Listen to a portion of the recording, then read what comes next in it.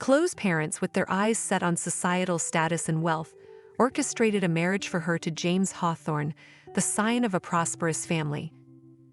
The opulence of the wedding couldn't mask the palpable tension between the newlyweds as they embarked on a life together.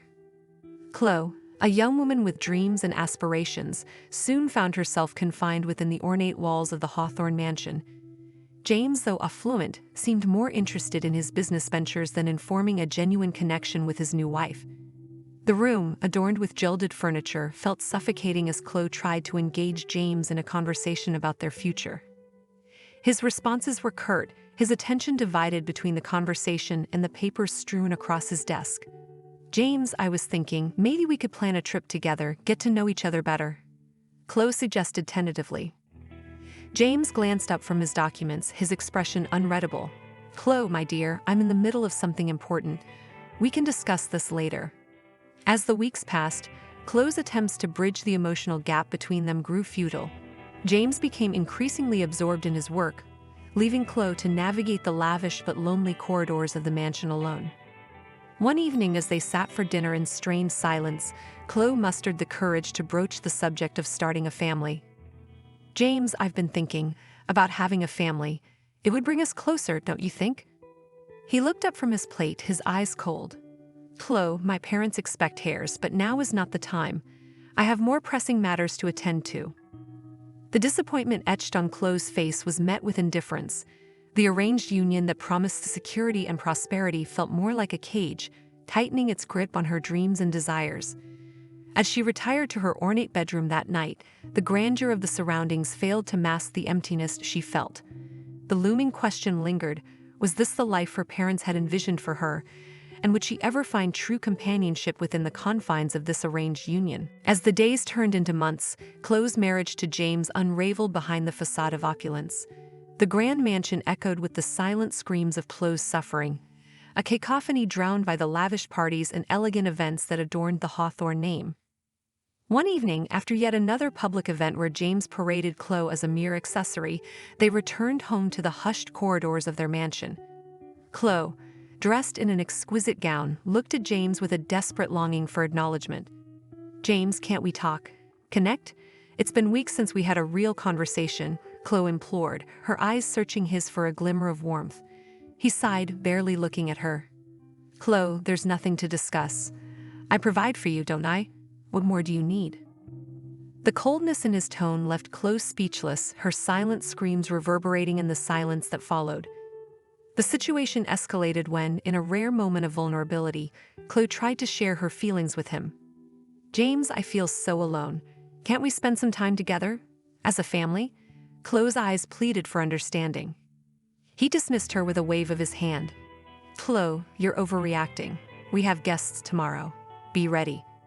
The isolation within the mansion grew unbearable for Chloe, but she became adept at concealing her distress from the prying eyes of the Hawthorne social circle. The heavy silence of their home was only broken by Mary's innocent laughter, a sound that became Chloe's lifeline amidst the emotional turmoil. One evening, after a particularly bruising encounter with James, Chloe retreated to Mary's room, the only place where she felt a semblance of solace. "Mommy, why are you sad?" Mary's innocent eyes peered up at Chloe. Chloe forced a smile. "I'm not sad, sweetheart, just tired." Mary's eyes sparkled with curiosity. "Can we play the piano together, Mommy? That always makes you happy." Chloe's heart warmed as she realized Mary had become her anchor in the storm of her marriage. As they played the piano together, the music became a silent rebellion against the oppressive atmosphere of the Hawthorne mansion. In the dimly lit room, Chloe's silent screams found a voice through the melancholy notes of the piano, a poignant melody that echoed the unspoken pain of a woman trapped in an arranged union. As the walls of Chloe's confinement closed in, she could no longer bear the weight of her silent suffering. Desperate for a lifeline, she turned to the one place that should have offered solace, her parents' home. One evening, she mustered the courage to confront her parents about the torment she endured within the walls of the Hawthorne mansion. The lavish living room, adorned with family portraits, felt stifling as Chloe hesitated before uttering the words that had been choking her. "Mom, Dad, I can't continue like this. James, he's not the person you thought he was. I need your help," Chloe implored, her eyes pleading for understanding. Her mother, elegantly poised but emotionally detached, glanced at her with indifference. "Chloe, marriages have their challenges. You must learn to adapt. It's a part of life." Chloe's father, engrossed in his newspaper, looked up briefly. "Handle your problems, Chloe. We have our own concerns." The words hung in the air like an unspoken betrayal. Chloe, accustomed to their dismissive attitude, pressed on with the hope that they would see the desperation in her eyes. "But Dad, he's not just neglectful. He's abusive. I fear for Mary's safety," Chloe admitted, her voice quivering. Her mother's response was a cold rebuff. "You chose this path, Chloe. Now you must walk it." Chloe's pleas for help fell on deaf ears, the coldness of her parents' response driving her to the brink of despair. In a last-ditch effort, she shared the details of the abuse, hoping that the severity of the situation would jolt them into action. "Mom, please, he hurts me. He hurts Mary. I can't take it anymore. I need your support," Chloe pleaded, tears streaming down her face. Her mother, unmoved, simply replied, "Chloe, you exaggerate. Every marriage has its hardships. Handle it within the confines of your home." Feeling abandoned and defeated, Chloe left her parents' home, the heavy door closing behind her like a seal on her isolation. The weight of her unspoken truth sank deeper as she realized that the bonds of family were but fragile threads in the face of societal expectations. In the dim glow of the streetlights, Chloe stood alone, the cold wind biting at her tear-streaked face. The Hawthorne mansion loomed ahead, a symbol of her entrapment, and she realized that her battle for freedom had to be fought without the support she so desperately sought. The mansion, once a symbol of prestige, had transformed into a gilded prison for Chloe. Her determination to break free intensified with each passing day. In the luxurious confines of her room, she clandestinely began saving money, a secret fund for her escape. One evening, after enduring another round of James's verbal onslaught, Chloe retreated to her room, her hands trembling as she counted the meager savings. Mary, oblivious to the turmoil, played with her toys in the corner. "You can't keep avoiding your responsibilities, Chloe. I won't tolerate this behavior any longer." James' voice echoed through the halls. Chloe clutched the small bag of money, her resolve solidifying. "I can't do this anymore, Mary. We deserve better." In the silent hours of the night, Chloe meticulously packed a few belongings, leaving behind the material trappings that bound her to James. She couldn't erase the memories of pain, but she could build a future free from the shackles of her arranged union. The following morning, as the sun timidly rose over the Hawthorne mansion, Chloe took a deep breath and approached James, who seemed uninterested in her existence. "I'm leaving, James. This life, this marriage, it's suffocating. I won't let it destroy us," Chloe declared, her voice trembling with a newfound determination. James, seemingly unfazed, looked up from his morning newspaper. "Leave then. But remember, you won't find the comfort and luxury you've grown accustomed to elsewhere." Chloe, fueled by a sense of liberation, resisted the urge to respond to his taunts. Instead, she took Mary's hand and together they walked out of the mansion, leaving behind a life that had become a nightmare. The journey to independence was fraught with uncertainty. Chloe found refuge in the humble abode of Mrs. Harris, whose kind eyes spoke volumes of the warmth Chloe had long yearned for. "Welcome, dear, you're safe here," Mrs. Harris said, enveloping Chloe in a comforting embrace. The small room became a sanctuary where Chloe could rebuild her shattered life. With Mrs. Harris's guidance, she sought employment and stability, all while shielding Mary from the traumas of their past. As Chloe closed the door to her past, a door to a brighter future cracked open. The breaking point marked not only the end of Chloe's torment, but the beginning of a journey towards self-discovery, resilience, and the pursuit of genuine happiness. The stale air of the Hawthorne mansion was replaced by the crisp breeze of freedom as Chloe and Mary stepped out into the unknown. The weight of their past life lingered, but a newfound sense of liberation fueled their steps. As they walked away from the mansion, Mary looked up at Chloe, her eyes filled with a mix of curiosity and uncertainty. "Mommy, where are we going?" Chloe knelt down, holding Mary's small hands. "We're going to a place where we can be happy, sweetheart. A place where no one can hurt us." The road ahead was daunting, but Chloe felt a surge of determination as she looked at Mary, who clutched her favorite stuffed animal close. It was a symbolic departure from a life of confinement and despair. Their arrival at Mrs. Harris' humble home was met with warmth. The elderly landlady sensed the pain in Chloe's eyes, offering comfort without prying. "You've made a brave choice, dear. You're safe here." Days turned into weeks, and Chloe began to rebuild her life. Mrs. Harris became a pillar of support, guiding Chloe through the labyrinth of independence.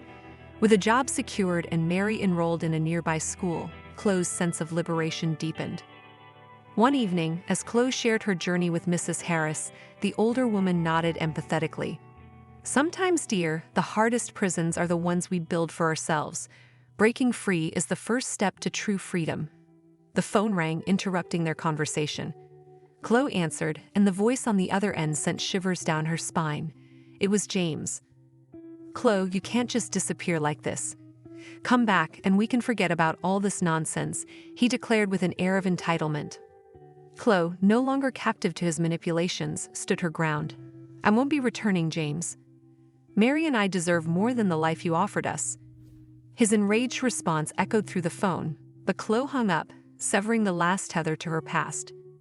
As Chloe tucked Mary into bed that night, she whispered words of reassurance. "We're free now, sweetheart. No one can hurt us anymore." The night air carried a promise of a brighter tomorrow as Chloe, for the first time, felt the gentle embrace of true liberation. The journey ahead was uncertain, but with each passing day, the weight of the past lifted, making room for the possibility of a future where happiness beckoned. Mrs. Harris' home became a haven for Chloe and Mary, a refuge from the storms of their tumultuous past. The cozy rooms, adorned with floral patterns and the smell of home-cooked meals, replaced the cold opulence of the Hawthorne mansion with a warmth that Chloe had long forgotten. As Chloe settled into the routine of her new life, Mrs. Harris became more than a landlady. She became a surrogate mother, offering guidance and understanding. In the quaint kitchen, surrounded by the comforting aroma of freshly baked cookies, Chloe found solace in their conversations. One evening, as they sat at the kitchen table, Mrs. Harris looked at Chloe with a knowing smile. "Dear, I've seen many storms in my long life. You've weathered a particularly fierce one, but storms pass and the sun eventually shines again." Chloe, stirring her tea thoughtfully, nodded. "Thank you, Mrs. Harris. Your kindness means more to us than words can express." Mrs. Harris patted Chloe's hand. "You and Mary are like the daughters I never had. Now tell me, how was your day?" Chloe shared the challenges and triumphs of her day, from navigating her new job to Mary's school adventures. Mrs. Harris listened with genuine interest, offering both encouragement and advice. Days turned into weeks, and the small house echoed with laughter and the melodious sound of Mary's piano playing. Mrs. Harris watched as the scars of Chloe's past gradually healed, replaced by the blossoming hope of a brighter future. One day, as Chloe returned from work, Mrs. Harris greeted her with a mischievous twinkle in her eye. "Guess who I met in the park today?" Chloe looked at her quizzically. "Who?" "A charming musician named Thomas. He mentioned seeing you there. I believe he plays the violin. Perhaps a new friendship is blooming," Mrs. Harris suggested with a knowing smile. Chloe's cheeks flushed with a mix of surprise and anticipation. "Maybe we did meet. He seems like a genuinely kind person." Mrs. Harris winked playfully. "Life has a funny way of bringing people together, dear. Embrace the unexpected." In the weeks that followed, Chloe and Thomas encountered each other more frequently in the park. Their shared love for music became the bridge that connected their worlds, and in each other's company, they found a respite from their individual struggles. One evening, as they strolled through the park, Thomas turned to Chloe with a sincere gaze. "Chloe, I feel a connection with you, a connection that goes beyond mere chance encounters. I must confess something." Chloe, intrigued, waited for him to continue. Thomas took a deep breath. "I'm dealing with a terminal illness. Time is fleeting, and I want to spend whatever I have left bringing joy to others. And being with you, Chloe, brings me immense joy." Chloe, though taken aback, sensed the sincerity in Thomas's words. As their friendship deepened, Chloe found unexpected solace in the companionship of a man whose time was limited, yet whose presence illuminated her newfound haven. Mrs. Harris' home, once a shelter from the storm, now echoed with the melody of resilience and the promise of a future where unexpected friendships could blossom into something more. Chloe and Thomas's friendship evolved under the gentle melodies of the park, where their shared love for music wove an unspoken connection. As they spent more time together, the seeds of camaraderie blossomed into something deeper. One sunny afternoon, Thomas invited Chloe to sit on a weathered bench overlooking a small pond. The distant quacking of ducks accompanied their conversation as they shared stories of their past, dreams for the future, and the healing power of music. "You know, Chloe, music has a way of expressing what words often fail to convey," Thomas remarked, his fingers lightly tracing the strings of his violin. Chloe, captivated by the soulful tune, nodded in agreement. "It's like a language that speaks directly to the heart." Thomas smiled, the sun casting a warm glow on his face. "Exactly. And sometimes in the silence between the notes, you find the most profound messages." Their friendship grew stronger, each musical encounter bringing a sense of comfort and understanding. Mrs. Harris, observing the blossoming connection, had a knowing twinkle in her eye. One evening, as the sun dipped below the horizon, casting a golden hue on the park, Thomas turned to Chloe with a vulnerability in his eyes. "Chloe, there's something I've been meaning to tell you." Chloe, intrigued by the change in his demeanor, encouraged him to share. "I'm dealing with a terminal illness. The doctors have given me a limited time," Thomas confessed, the weight of his words hanging in the air. Chloe, though taken aback, felt a surge of empathy. "I'm so sorry, Thomas. That must be incredibly difficult." Thomas nodded, his gaze fixed on the distant horizon.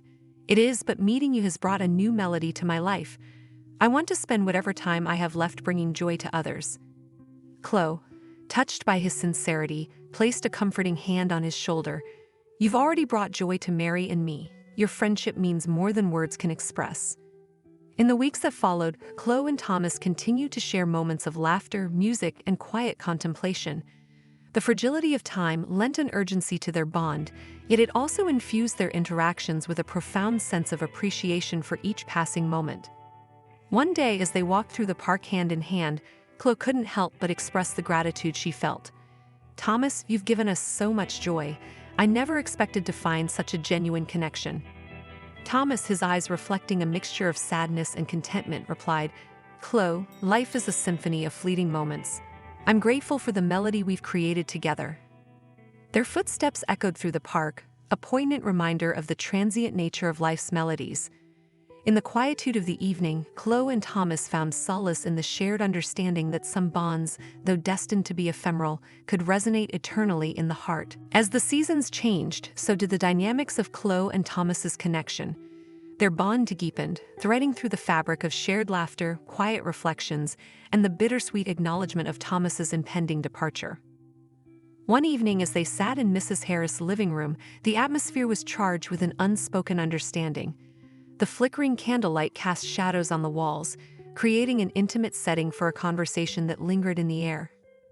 "Chloe, there's something I want to say," Thomas began, his eyes reflecting both warmth and sadness. Chloe, sensing the gravity of the moment, met his gaze. "You can tell me anything, Thomas." He took a deep breath. "In the time we've spent together, I've come to care for you deeply. Your strength, your kindness. It's been a beacon of light in my life." Chloe, touched by his words, felt a lump form in her throat. "Thomas, you've brought joy into our lives too. You've been a source of strength for Mary and me." The room filled with a quiet understanding, a shared acknowledgement of the feelings that had quietly grown between them amidst the melodies of the park and the tender moments of shared vulnerability. Days turned into precious hours, and Chloe and Thomas continued to savor the beauty of their connection. In the heart of inevitable loss, they discovered a love that transcended the constraints of time. One day, as they walked through the park, the air crisp with the scent of autumn, Thomas turned to Chloe with a tender smile. "Chloe, I want you to know that I've decided to leave something behind for you and Mary." Chloe, curious and apprehensive, looked at him with a mixture of emotions. "What is it, Thomas?" He handed her a small, weathered envelope. "Inside, you'll find a letter and some instructions. It's a way for me to continue supporting you, even when I'm not here."